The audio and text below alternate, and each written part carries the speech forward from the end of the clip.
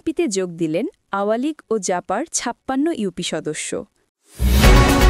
বিএনপির পাশে থাকার অঙ্গীকার, জুলাইয়ে শহীদ পরিবারের ফজু পাগলা নাম নিয়ে আনন্দিত ফজলুর রহমান। ১১ই নভেম্বরের জনসভা থেকে কঠোর কর্মসূচির হুঁশিয়ারি ৮ দলের। এতক্ষণ শুনছিলেন সংবাদ শিরোনাম, এখন বিস্তারিত।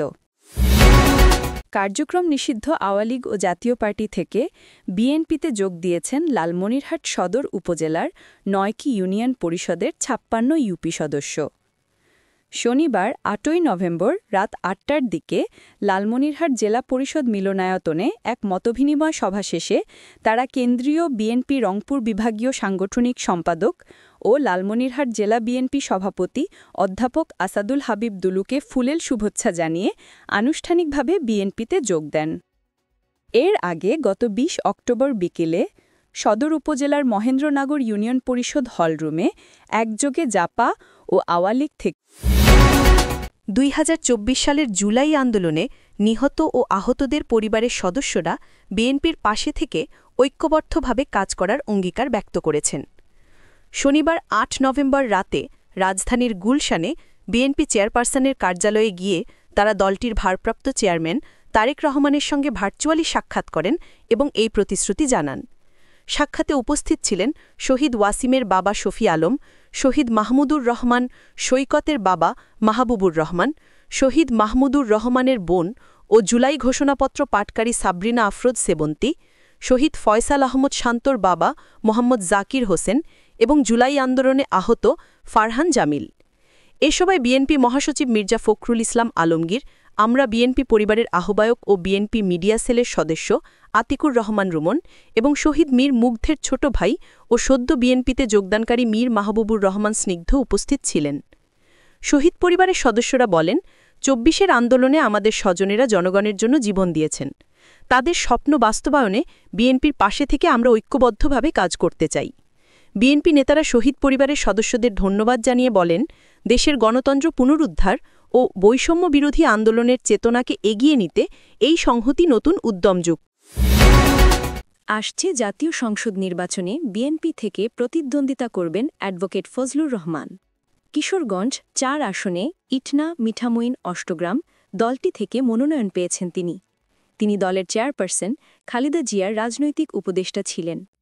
তবে এই পরিচয়ের বাইরেও একটি পরিচয় নিয়ে বেশ কথা বলতে দেখা যায় বর্ষিয়ান এই রাজনীতিবিদকে। সামাজিক যোগাযোগ মাধ্যম ও বেশ কিছু ধর্মীয় বক্তার মুখে তিনি শুনেছেন ফজু পাগলা নামটি। এবার তিনি জানালেন এই উপাধি নিয়ে বেশ আনন্দিত তিনি। সম্প্রতি সংবাদ মাধ্যমের মুখোমুখি হয়ে তিনি মুফতি আমির হামজা ও মিজানুর রহমান আজারিকে ধন্যবাদ জানান তিনি। তার অভিমত, এই ইসলামী বক্তারাই তাকে এই নাম দিয়েছেন। তিনি বলেন, ফজু পাগলা, আমি দেখলাম কথা তো ঠিকই বলেছে, তাদেরকে ধন্যবাদ দেই। মুফতি আমির হামজা, মাওলানা আজাহারি, তাদেরকে আমি ধন্যবাদ দেই আমাকে ফজু পাগলা বলার জন্য। ফজলুর রহমান কিশোরগঞ্জ থেকে নির্বাচন করবেন। তারই এলাকায় আছে প্রসিদ্ধ পাগলা মসজিদ। সেই প্রসঙ্গ টেনে এনে তিনি বলেন, আমি মনে মনে চিন্তা করলাম, আরে ফজু পাগলাই তো যথেষ্ট জিনিস। কারণ বাংলাদেশে কত মসজিদ আছে, কিন্তু সাধারণ ধরনের একটা মসজিদ আছে কিশোরগঞ্জে, যার নাম হলো পাগলা মসজিদ। সেই পাগলা মসজিদে মানুষ যত সম্পদ দেয়, পাগলা মসজিদের যত সম্পদ আছে, এত সম্পদ তো বাইতুল মোকাররমেরও নাই। কাজেই পাগলা তো সাংঘাতিক ব্যাপার।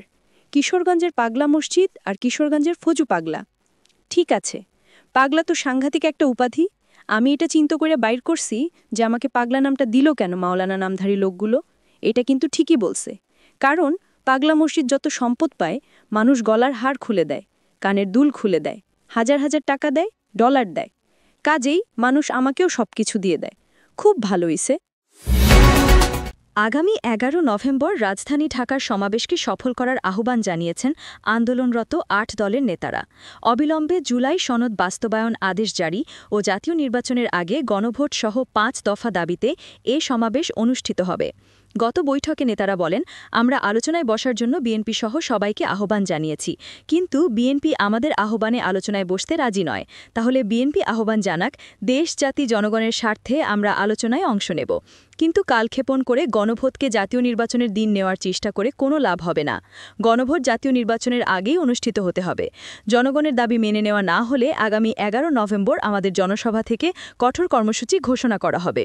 জাকপা সহসভাপতি ও দলীয় মুখপত্র রাশেদ প্রধানের সভাপতিত্বে 8 দলের লিয়াজো কমিটির বৈঠকে উপস্থিত ছিলেন বাংলাদেশ জামায়াতে ইসলামের সহকারী সেক্রেটারি জেনারেল হামিদুর রহমান আজাদ, ইসলামী আন্দোলন বাংলাদেশের প্রেসিডিয়াম সদস্য আশরাফ আলী আকন্দ, বাংলাদেশ খেলাফত মজলিসের যুগ্ম মহাসচিব আতাউল্লাহ আমিন, খেলাফত মজলিসের সিনিয়র নায়েবে আমির সাখাওয়াত হোসাইন ও যুগ্ম মহাসচিব মুস্তাফিজুর রহমান ফয়সাল, বাংলাদেশ নেজামে ইসলাম পার্টির মহাসচিব মুসা বিন ইজহার চৌধুরী ও সিনিয়র নায়েবে আমির আব্দুল মাজেদ আতাহারি, বাংলাদেশ খেলাফত আন্দোলনের মহাসচিব ইউসুফ সাদিক হাক্কানি ও নায়েবে আমির মুজিবুর রহমান হামিদি, জাকপা সাধারণ সম্পাদক অধ্যাপক ইকবাল হোসেন, বাংলাদেশ ডেভেলপমেন্ট পার্টির স্থায়ী কমিটির সদস্য আবু নাসির নুরনবী জনি ও অর্থ সম্পাদক রিয়াজ হোসেন